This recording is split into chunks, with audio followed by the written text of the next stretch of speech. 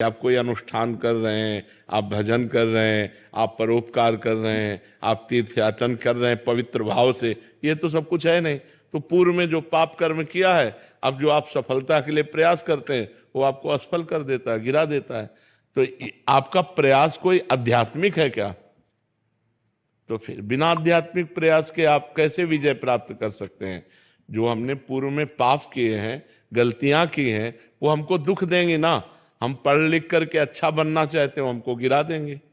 हमारे पास सर्टिफिकेट लेकिन नौकरी नहीं मिलेगी, व्यापार में पैसा लगाते लेकिन सफलता नहीं मिलती है। तो वो हमको दुख देगा ना पाप कर्म। तो उस पाप कर्म को नष्ट करने के लिए हम क्या प्रयास करते हैं, विचार कीजिए।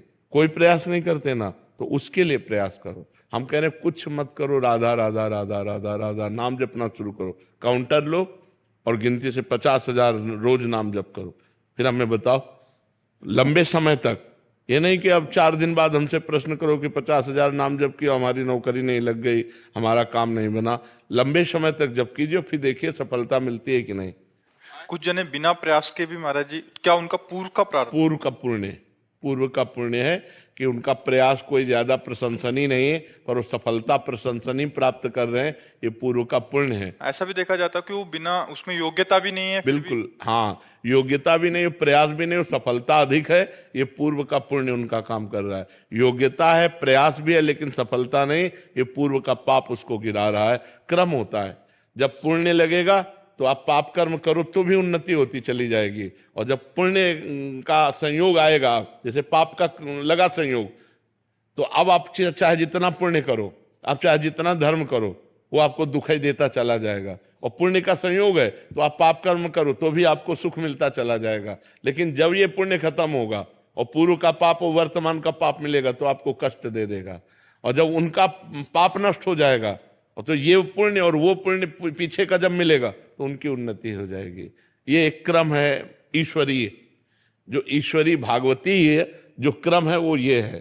तो इसलिए नाम जप करो और अपने पापों को भस्म करके आगे बढ़ो, नाम जप करो, ठीक है। अशोक जी, नीलिमा जी, राधे राधे राधे।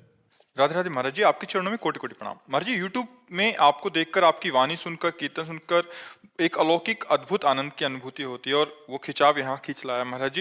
महाराज जी, एक प्रश्न में त्रुटि हो तो क्षमा कीजिएगा। महाराज जी, ठाकुर श्री रामकृष्ण परमहंस जी और आपके जीवन और उपदेशों में एक अद्भुत समानता सी दिख रही है महाराज जी। विशेषता महाराज जी, रामकृष्ण परमहंस जी ने कहा था कि वो 100 वर्ष के बाद इस पृथ्वी पे कलकत्ता के दक्षिणेश्वर काली मंदिर से उत्तर पश्चिम दिशा में पुनः आएंगे। महाराज जी, कानपुर भी ऐसा ही कलकत्ता से उत्तर पश्चिम। महाराज जी, तो क्या कोई ऐसी? नहीं, हम तो उन महापुरुषों के दास हैं, उनकी चरण रज के प्रताप से। हाँ, बोल जो रहे हैं वो उन्हीं की जूठन बोल रहे हैं, जो बोल रहे हैं वो उन्हीं की जूठन बोल रहे हैं, महापुरुषों की ही बातें बोल रहे हैं। लेकिन वो तो गुरुजन हैं, वो आचार्य जन हैं, वो महापुरुष जन हैं, हम उनके बच्चे हैं, हम उनकी शरण में हैं। कपिल जी, उज्जैन से। श्री हरिवंश महाराज जी। श्री हरिवंश, राधे राधे महाराज जी। महाराज जी, भगवत साक्षात्कार एवं भगवत प्रेम में क्या अंतर है? भगवत प्रेम की प्राप्ति भगवत प्रेम से ही भगवत साक्षात्कार होता है। जब तक भगवत प्रेम नहीं होता तब तक भगवत साक्षात्कार नहीं होता। हरि व्यापक सर्वत्र समाना और प्रेम ते प्रगट होए मैं जान। भगवान प्रेम से ही प्रकाशित होते हैं। मिले न रघुपति बिन अनुरागा, किए कोट जप जोग विरागा। अनुरागा का मतलब प्रेम ही होता है, भगवान बिना प्रेम के नहीं मिलते हैं। नहीं, तो इसलिए प्रेम और भगवत साक्षात्कार एक ही बात है। जब प्रेम प्रकट